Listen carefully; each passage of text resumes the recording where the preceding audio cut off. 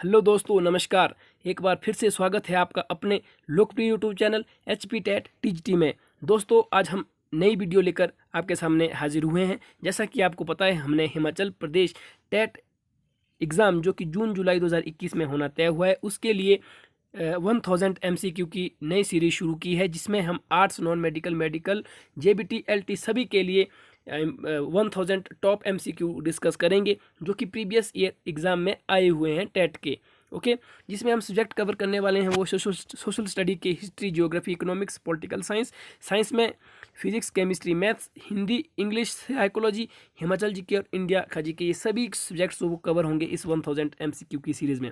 अगर आप नए जुड़े हुए हैं तो आपको बता देते हैं कि ये हमारा पार्ट 7 है, जिसमें हम जीके डिस्कस करने वाले हैं। कौन सा जीके गाइस? इसमें इंडिया का जीके होगा, जिसमें हम सभी चीज़ें डिस्कस करने वाले हैं। इसमें टॉप 30 MCQ होंगे। ये बेस्ट वीडियो है HP टेट आर्ट्स के लिए, मेडिकल, नॉन मेडिकल, LT और JBT सभी के लिए। इसके साथ ही गाइस मैं आपको बता दूं, ये पार्ट 7 है, जिसमें हम डिस्कस करने वाले हैं 130 से लेकर 170 तक। इसमें जो क्वेश्चन होंगे 1000 की जो हमारी सीरीज़ है। इससे पहले हमने पार्ट 6 बना लिए हैं। आप यहाँ पे देख सकते हैं, हमारे चैनल को विजिट कर सकते हैं। पहले सब्सक्राइब कर लें ज़रूर, उसके बाद हमारे चैनल को विजिट करें। यहाँ पे स्क्रीन पे दिख रहे हैं। इससे पहले हमने 6 पार्ट बना लिए हैं। वहाँ पे आपको प्लेलिस्ट भी मिल जाएगी बाकायदा 1000 सीरीज़ की, तो उसको आप देख सकते हैं। गाइस, हमारा जो आज का वीडियो, इसमें जो हमारे सब्जेक्ट्स कवर करेंगे सोशल स्टडी का है, जिसको जीके कहते हैं। इसमें जियोग्राफी, इंडिया की जियोग्राफी, वर्ल्ड की जियोग्राफी भी आएगी, कवर होंगे कुछ एक questions. History, economics, political science, ये सभी चीज़ों को आज की हम इस वीडियो में डिस्कस करने वाले हैं। टॉप 30 क्वेश्चन आज के हम डिस्कस करने वाले हैं। ये design strictly according to HP TET pattern, ये वीडियो हमने बनाई हुई है। इसके साथ ही गाइस, वीडियो को शुरू करने से पहले एक छोटी सी रिक्वेस्ट है, अगर आपने अभी तक हमारे चैनल को सब्सक्राइब नहीं किया है तो चैनल को सब्सक्राइब कर लें, क्योंकि गाइस ये चैनल जो है ना, ये हिमाचल प्रदेश का एक ऐसा एजुकेशनल चैनल है जो तेज़ी से ग्रो कर रहा है। सो गाइस, आज का फर्स्ट क्वेश्चन है, आम के खाने योग्य भाग को क्या कहा जाता है? आम के खाने योग्य भाग को मीजोकॉर्प कहा जाता है। ऑप्शन ए यहाँ पे राइट आंसर है। गाइज, मैं आपको यहाँ पे एक चीज़ बताना चाहता हूँ। क्वेश्चंस टेट के एग्जाम में रिपीट होते हैं, मैंने ये चीज़ आपको बहुत बार बता दी है। उसका एक प्रूफ आप यहाँ पर देख सकते हो। गाइज, जो ये क्वेश्चन आप देख रहे हैं ना, ये HP TGT आर्ट्स का 2016 का क्वेश्चन पेपर है। आप यहाँ पे देख सकते हो। एक सेकेंड, मैं आपको इसका टॉप व्यू दिखा लेता हूँ आपको। और अगर आप यहाँ पे देख सकते हैं गाइज, ये B सीरीज़ का क्वेश्चन पेपर है, जिससे मैं ये क्वेश्चन आपको करवाने वाला हूँ। आज के टॉप 30 क्वेश्चन TGT आर्ट्स का 2016 का ये क्वेश्चन पेपर है। आप यहाँ पे देख सकते हो अपनी स्क्रीन पर। इसके साथ ही गाइज, मैंने जो पिछले, अगर आप हमारी सीरीज़ के साथ जुड़े हुए हैं तो उसमें मैंने क्वेश्चंस बताए थे आपको, तकरीबन 150 के आसपास हमने क्वेश्चन किए थे।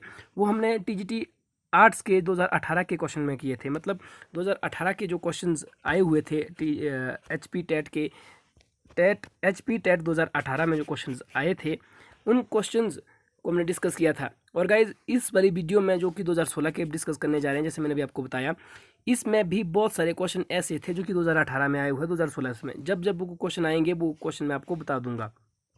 उदाहरण के लिए ये वाला क्वेश्चन जो हमने अभी पहला डिस्कस किया, गाइज, ये वाला क्वेश्चन 2018 में भी आया है, 2016 में भी आया है। इसलिए मैं कहता हूँ गाइज कि टेट का एग्ज़ाम में उन क्वेश्चंस को आपको ज़्यादा फोकस करना चाहिए जो प्रीवियस में आए हुए हैं, क्योंकि टेट में मैक्सिमम क्वेश्चन रिपीटेड होते हैं।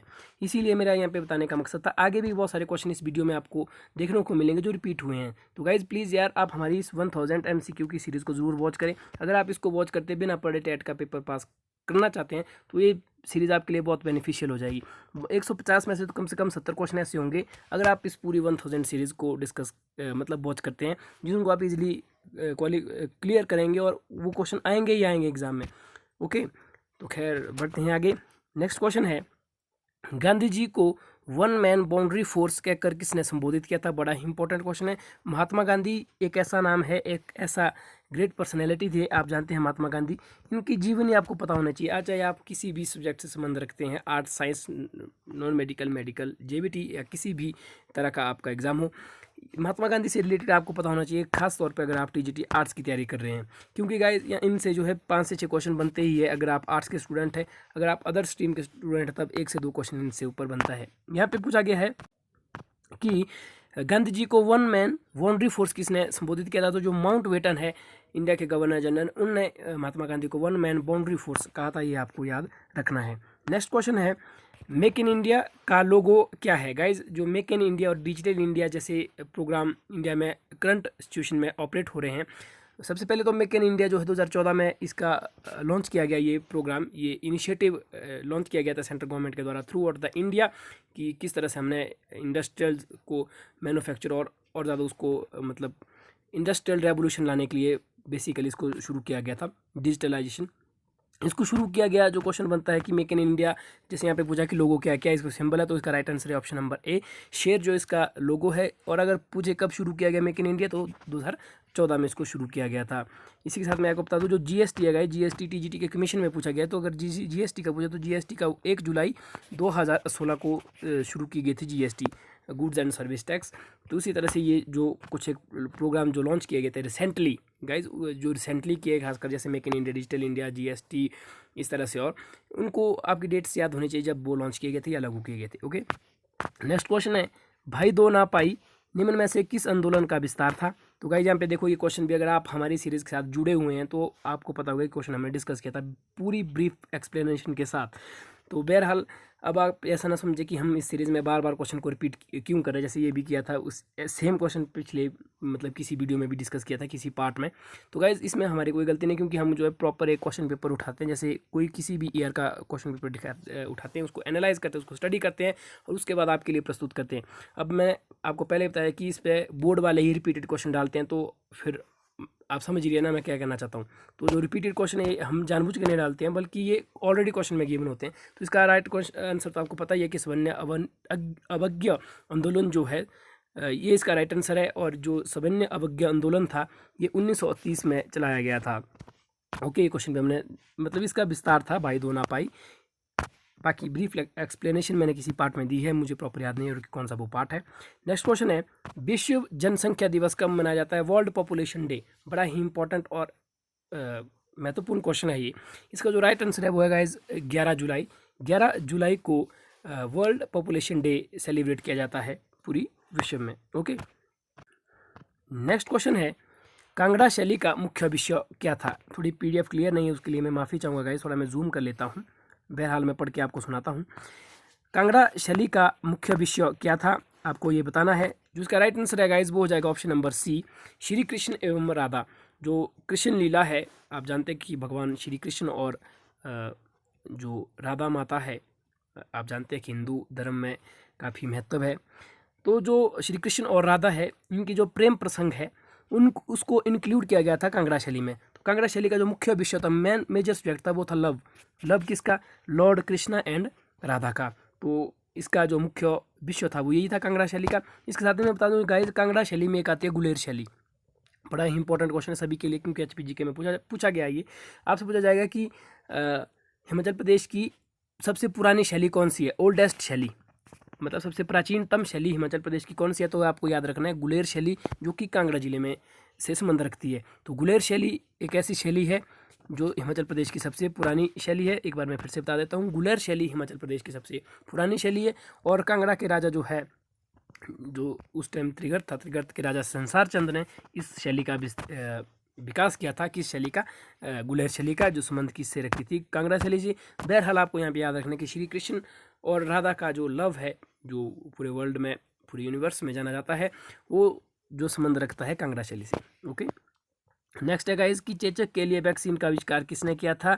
तो आप जानते हैं कि चेचक के लिए वैक्सीन का जो डेवलप्ड की गई थी, इसको डिस्कवर्ड किया गया था, वो किया गया था एडवर्ड जेनर के द्वारा। एडवर्ड जेनर जो है गाइस, इनने जो चेचक है, स्मॉल पॉक्स जिसे कहते हैं, उसकी डिस्कवरी की गई थी। उसके लिए जो वैक्सीन इन्होंने बनाया था। बढ़ते हैं नेक्स्ट क्वेश्चन की ओर। बड़ा ही इंपॉर्टेंट क्वेश्चन, और मैंने अभी जैसा आपको बताया, महात्मा गांधी अपने आप में बड़ा नाम है। अगर आप किसी भी कॉम्पिटिटिव एग्जाम की प्रिपरेशन कर रहे हैं, खासकर पर अगर आप HP TET teacher eligibility test का एग्ज़ाम देने जा रहे हैं, तो बांस और ऊपर से आप आर्ट्स के स्टूडेंट्स हैं, तब आपको ज़रूर महात्मा गांधी का पूरी जीवन याद होनी चाहिए, क्योंकि यहाँ से कहीं से भी क्वेश्चन आ सकता है। बहरहाल ये क्वेश्चन बहुत ही ईजी है कि महात्मा गांधी को राष्ट्रपिता के नाम से संबोधित करने वाले सर्वप्रथम नेता कौन थे? तो इसका बिल्कुल सिंपल सा आंसर है option number D, Subhash Chandra Bose. जो सुभाष चंद्र बोस थे, उन्होंने सबसे पहले महात्मा गांधी को राष्ट्रपिता के नाम से जाना बताया गया, मतलब बोला गया था। तो the father of the nation सबसे पहले किसने कहा था? तो सुभाष चंद्र बोस ने उन्हें the father of the nation कहा गया था। नेक्स्ट क्वेश्चन है गाइज, ये वाला क्वेश्चन भी हमने रिपीटेड क्वेश्चन है ये। आप यहाँ पे देख सकते हैं। बुद्ध के उपदेशों की भाषा क्या थी? तो इसका right answer option number C, Pali. Guys ये क्वेश्चन भी बहुत बार रिपीटेड हुआ है, पिछली वीडियो में हमने किसी पार्ट में ये डिस्कस किया हुआ है और ये क्वेश्चन रिपीटेड है, इसलिए मैं आपको कहता हूँ। अगर नेक्स्ट क्वेश्चन भी रिपीटेड है गाइज, गाय का वैज्ञानिक नाम क्या है? अगर आप हमारे साथ जुड़े हुए हैं तो आप इजीली बता सकते हो कि बोस इंडिकस गाय का वैज्ञानिक नाम होता है। बोस इंडिकस जो है गाय का साइंटिफिक नेम है, तो आपको ये याद रखना है। और ये क्वेश्चन भी, दोनों क्वेश्चन, ये गाय वाला और बुद्ध का जो व्याख्यान किस भाषा में करते थे, उपदेशों को अपने पॉली भाषा में, पॉली लिपि में करते थे, तो ये दोनों क्वेश्चन रिपीटेड हुए हैं। 2018 में भी आए थे टेट के एग्जाम में, आर्ट्स के ही एक ही स्ट्रीम। गाइज ऐसा नहीं कि आर्ट्स और मेडिकल सेम में ही रिपीट हो रहे क्वेश्चन। आर्ट्स में 2018 में भी आए, 2016 में भी आए।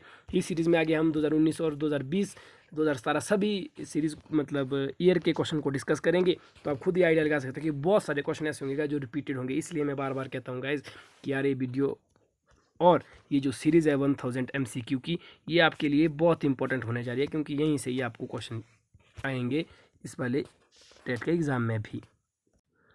नेक्स्ट क्वेश्चन है गाइज, आई थिंक कि आपको ये क्लियरली विजिबल नहीं हो, तो इसलिए मैं इसको पढ़कर सुनाता हूँ। यहाँ पे थोड़ी सी PDF क्लियर नहीं थी। क्वेश्चन है, इनमें से कौन सा कंप्यूटर निर्गम उपकरण नहीं है? आपको बताना कि not a computer output device. Guys आप जानते हैं कि कंप्यूटर की दो डिवाइसेज होती है, एक इनपुट डिवाइस, एक आउटपुट डिवाइस। यहाँ पे जो आपके पास ऑप्शन है, आपको बताना है कि आउटपुट डिवाइस नहीं है। Floppy disk, printer, central processing unit जिसको CPU कहते हैं, BDU यानी कि वीडियो डिस्प्ले यूनिट। आपको बताना है इनमें से आउटपुट डिवाइसेस कौन सी नहीं है।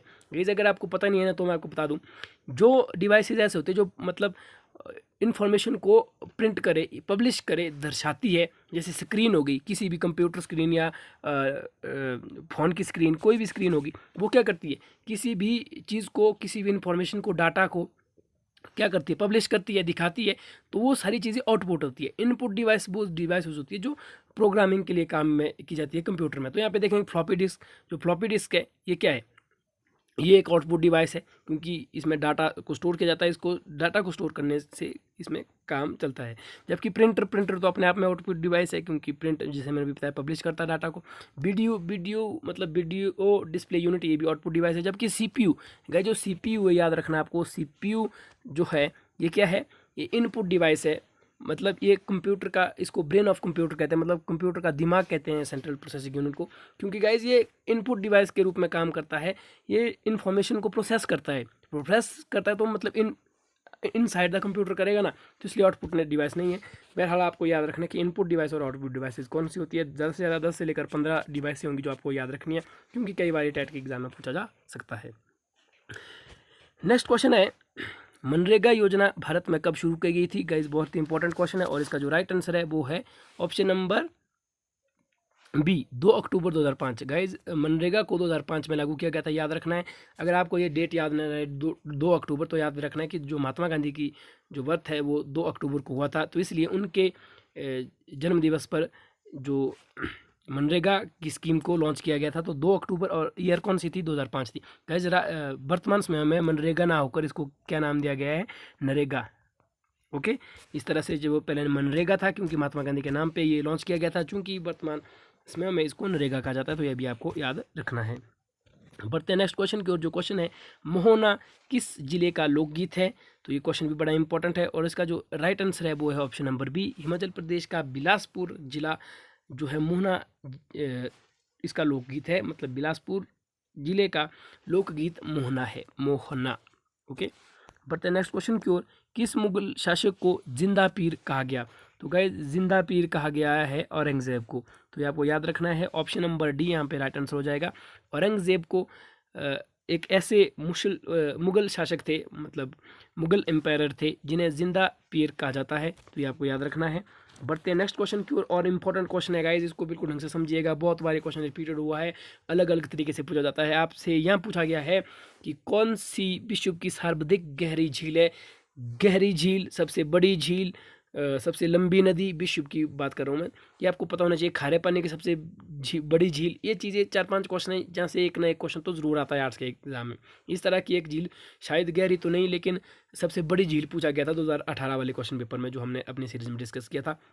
बहरहाल यहाँ पे आपसे पूछा सार्वधिक गहरी झील, सबसे पहले इसका राइट आंसर बता देता हूँ, बैकाल झील। बैकाल झील विश्व की सबसे गहरी झील है।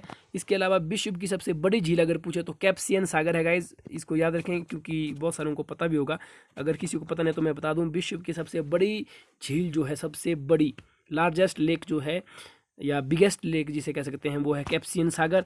इसके अलावा जो यहाँ पे विक्टोरिया दिख रही है आपको, विक्टोरिया झील अफ्रीका की सबसे बड़ी झील है, तो ये भी आपको याद रखना है। जबकि यहाँ पे आपको दिख रहा है मृत सागर। गाइज मृत सागर क्या है? डेड सी इसको कहते हैं। डेड सी होता है गाइज हमारी जो ये पृथ्वी है, हमारी जो ये अर्थ है, अर्थ का सबसे अंदर का या सबसे नीचे का भाग जो अब तक डिस्कवर्ड किया गया 440 मीटर नीचे, जो सागर का एक ऐसा बिंदु जो 440 मीटर नीचे है, ये सबसे निचला बिंदु है हमारी पृथ्वी का, इस धरती का, तो इसको डेड सागर कहा जाता है, जहाँ पे ये इस तरह का बिंदु है। तो ये आपको याद रखना है। डेड सी क्या है? ये सबसे 440 मीटर नीचे दुनिया का सबसे निचला बिंदु है, ये आपको याद रखना है। ओके, नेक्स्ट क्वेश्चन है, ये जो है ये करंट अफेयर से था। क्वेश्चन नंबर 47, एक सेकेंड गाइस। एक दिवसीय अंतर्राष्ट्रीय क्रिकेट विश्व कप 2019 किस देश में खेला जाएगा? तो गाइज 2019 की बात की गई, जो मैंने अभी जैसे बताया, जो ये क्वेश्चन पेपर है जहाँ से मैं क्वेश्चन आपको बता रहा हूँ, ये 2016 का था। तो चूंकि 2019 का पूछा गया था, तो उस टाइम के लिए तो ये फ्यूचर में था ना, तो इसलिए पूछा गया खेला जाएगा। क्योंकि ये भी हम जो ये क्वेश्चन 2021 में जी रहे हैं, तो आपको पता है कि उस टाइम का ये करंट अफेयर का क्वेश्चन था, तो ये रिपीट नहीं हो सकता है। तो बहरहाल इसका जो राइट आंसर है वो मैं आपको बता देता हूँ। उसका राइट आंसर है ऑप्शन नंबर सी। इंग्लैंड में जो है ये खेला गया था वनडे या जिसको ओडीआई क्रिकेट वर्ल्ड कप 2019, ये इंग्लैंड में खेला गया था, ये आपको याद रखना है। करंट अफेयर्स के क्वेश्चन आते हैं गाइज टेट में, 2 से 3 से 4 या 10 से ज़्यादा 5 क्वेश्चन करंट अफेयर्स के आ जाते हैं। उसके लिए आपको क्या करना है कि डेली जो न्यूज़ वॉच करनी है, तो ये चीज़ है। बढ़ते नेक्स्ट क्वेश्चन की ओर। कौन सा राज्य भारत का प्रथम डिजिटल राज्य घोषित हुआ है? ये है which Indian state has been declare the first digital state, question है। और इसका जो राइट आंसर है वो है केरला को भारत का सबसे प्रथम डिजिटल राज्य घोषित किया गया, कि सबसे पहला जो डिजिटलाइजेशन हुआ वो केरला में हुई है। बढ़ते हैं नेक्स्ट क्वेश्चन की ओर। गुलेर रियासत का शासक कौन नहीं है? आपको यहाँ पे पूछा है कि गुलेर रियासत का शासक कौन सा इनमें से नहीं है, जबकि 3 यहाँ पे ऐसे ऑप्शंस हैं जो गुलेर रियासत के शासक रहे हुए हैं। तो यहाँ पे जो राइट आंसर है वो है option number A, Harichand. Harichand Guler रियासत के शासक नहीं थे। जो थे वो कौन कौन से थे? हमीरचंद, अभयचंद और रामचंद। गाइस आपको तीनों याद रखने, गुलेर रियासत के ये तीनों शासक रहे हुए हैं। नेक्स्ट क्वेश्चन बहुत इंपॉर्टेंट गाइस, इसको बिल्कुल ढंग से समझिएगा। ये क्वेश्चन भी बहुत बार अलग अलग तरीके से पूछा जाता है।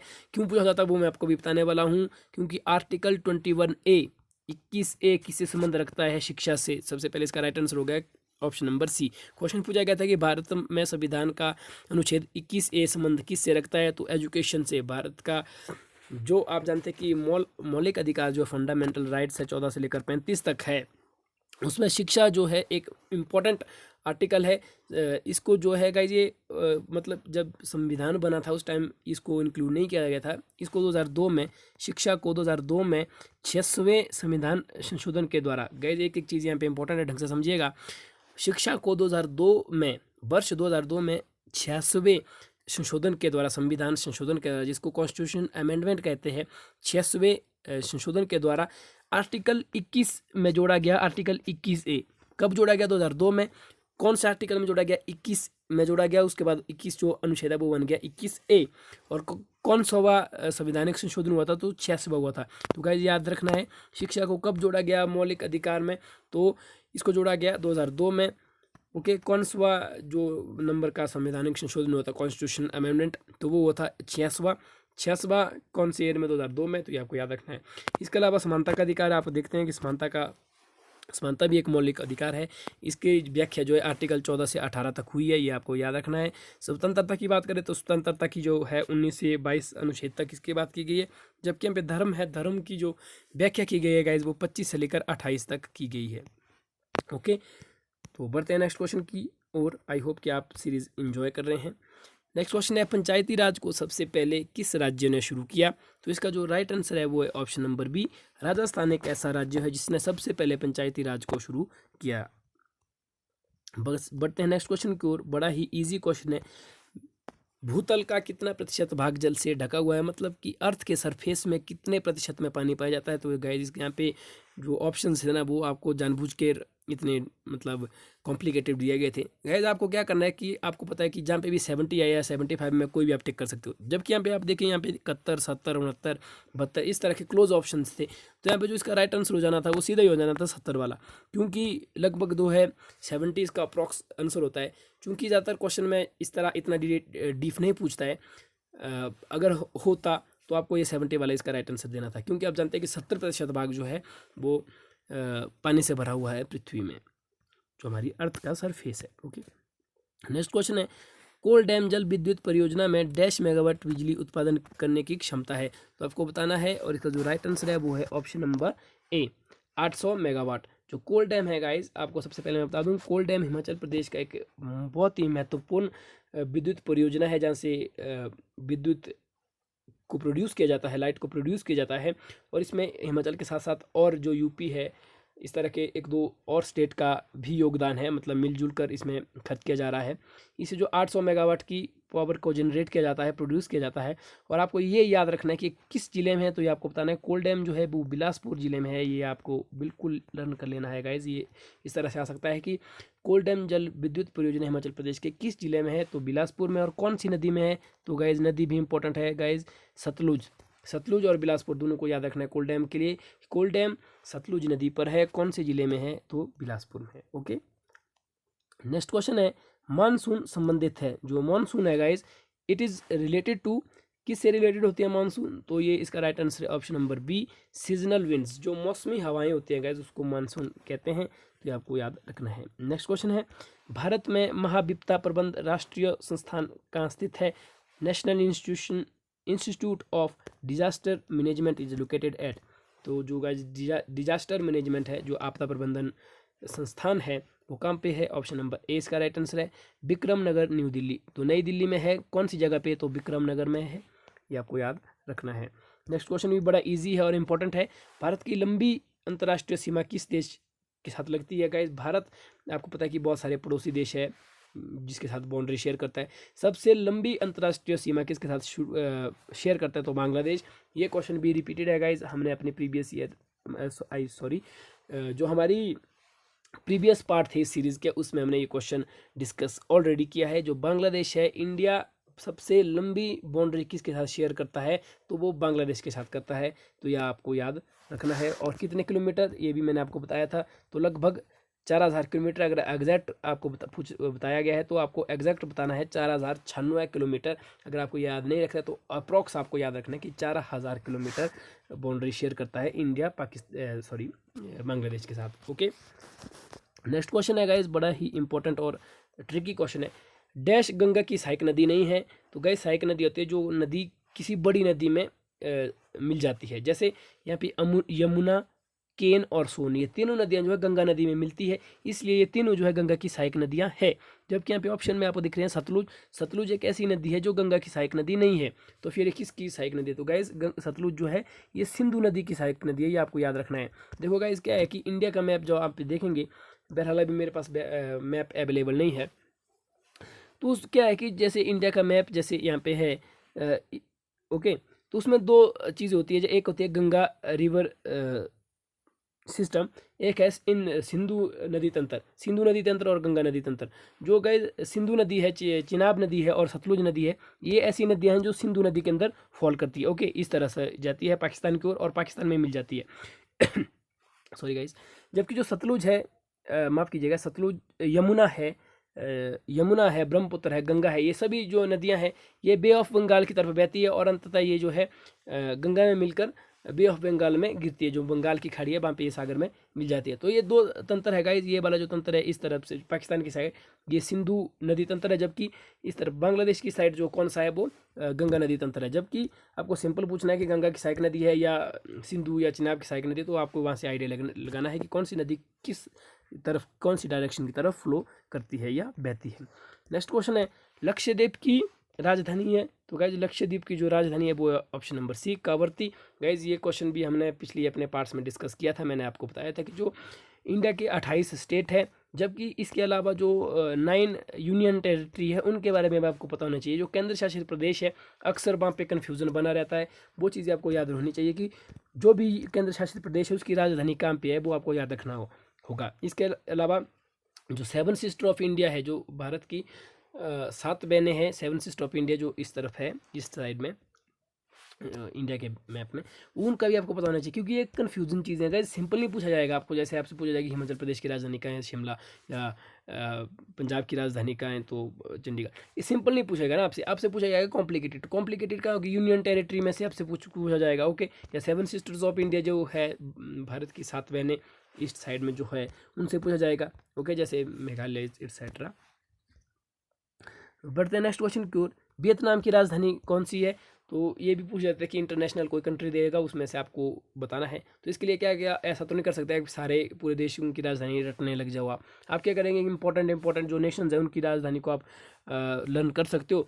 तो ऑप्शन में बहुत सारी राजधानी आपको गिवन होती है, जैसे यहाँ पे बहुत सारी दी हुई है, तो वहाँ से आप आइडिया लगा सकते हो कि कौन किसकी है, तो उस तरह से एलिमिनेटेड मेथड लगा सकते हो। जैसे यहाँ पे वियतनाम की पूछे तो गाइस वियतनाम की राजधानी जो है वो हनोई है, ये आपको याद रखना है। आज का और अंतिम क्वेश्चन हमारा है ये वाला, योजना आयोग को किस में तब्दील किया गया है। गाइस आप जानते हैं कि जो योजना है प्लानिंग कमीशन है, इसको चेंज किया गया नीति आयोग से 2014 में। पहले जो है 5 ईयर के प्लान बनते थे, 5 ईयर प्लान कहते थे उनको, पंचवर्षीय योजना, वो था योजना आयोग प्लानिंग कमीशन। उसको नरेंद्र मोदी सरकार ने 2014 में बदल दिया गया, उसको अब नीति आयोग कहते हैं। तो गाइस ये हमारा आज का लास्ट क्वेश्चन था। आई होप आज की वीडियो में भी आपने भरपूर सीखा होगा, भरपूर इन्जॉय लिया होगा, तो यही उम्मीद करते हैं। तो गाइस इसके साथ ही मिलते हैं, उम्मीद करते हैं कि आपके साथ जो इन्फॉर्मेशन हम शेयर करते हैं उससे वो आपके लिए हेल्पफुल होती होगी। तो गाइज़ अगर आपका सपोर्ट मिलता रहेगा, आपसे रिक्वेस्ट है कि इस वीडियो को प्लीज़ यार ज़्यादा से ज़्यादा शेयर करो। जो भी हमारी वीडियो होती है उनको आप शेयर किया करो, क्योंकि शेयर करने से क्या होता है ना कि हमें भी कुछ बेनिफिट्स मिल जाते हैं, शेयर करने से हमें व्यूज़ मिल जाते हैं, व्यूज़ से ही हम अपना काम यूट्यूब में जारी रख सकते हैं। और अगर आप ऐसा करते हो तो ना गाइज़ हम आपके लिए इसी तरह की वीडियो, इसी तरह का स्टडी मटेरियल आपके लिए लाते रहेंगे। तो ओके गाइज़, अभी के लिए फिलहाल इतना ही, मिलते हैं नेक्स्ट वीडियो में। प्लीज़ यार वीडियो को शेयर कर लेना ताकि हम इस सीरीज़ को कंप्लीट कर लेगा। इस मैं आपको बता दूं कि अगर आपका सपोर्ट नहीं मिलेगा तो हो सकता है कि 1000 MCQ की सीरीज़ पूरी भी ना हो। ये मैं आपको मतलब आपको ये चीज़ मैं आपको बता देता हूं, क्योंकि गाइज क्या ना कि अगर इसमें व्यूज़ ना मिले, जैसे अभी नॉर्मली इसमें आ रहा है 300 to 400 व्यूज़ आ रहे हैं, जबकि नॉर्मली हमारी वीडियो में क्या होता है कि लगभग 2K व्यूज़ आ जाते हैं, 2000 व्यूज़ आ जाते हैं, 3000 व्यूज़ आ जाते हैं, कुछ वीडियो में तो 7000 व्यूज़ तक आए गए हैं। तो चूंकि गाइज इन वीडियो में क्या हो रहा है, जो कि आपके इंपॉर्टेंट वीडियोस है इतने MCQs में हाईएस्ट जो है 500 ही व्यूज़ आ रहे हैं, तो इसका मतलब कहीं ना कहीं आप लोग नहीं देख रहे हैं, वॉच नहीं कर रहे हैं। तो इससे क्या होता है ये डीमोटिवेशन मिलता है हमें, मतलब डीमोटिवेट हो जाते हैं, तो हम फिर वीडियो बनाने के बारे में नहीं सोचते हैं। तो गाइज इसलिए हम कहते हैं कि वीडियो को लाइक करें, शेयर करें और एक कमेंट ज़रूर करें, क्योंकि अगर कमेंट करेंगे ना तो हमें मोटिवेशन मिलता है नेक्स्ट वीडियो को बनाने के लिए। अगर किसी का एक कमेंट भी हमें मिलता है ना तो हमें एकदम से एनर्जी आ जाती है और तैयार हो जाते हैं वीडियो बनाने के लिए। तो ओके गाइज, मिलते हैं नेक्स्ट वीडियो में। उम्मीद करते हैं कि आपने लाइक कमेंट कर दिया होगा और आप वीडियो को शेयर करेंगे। Okay guys, thank you.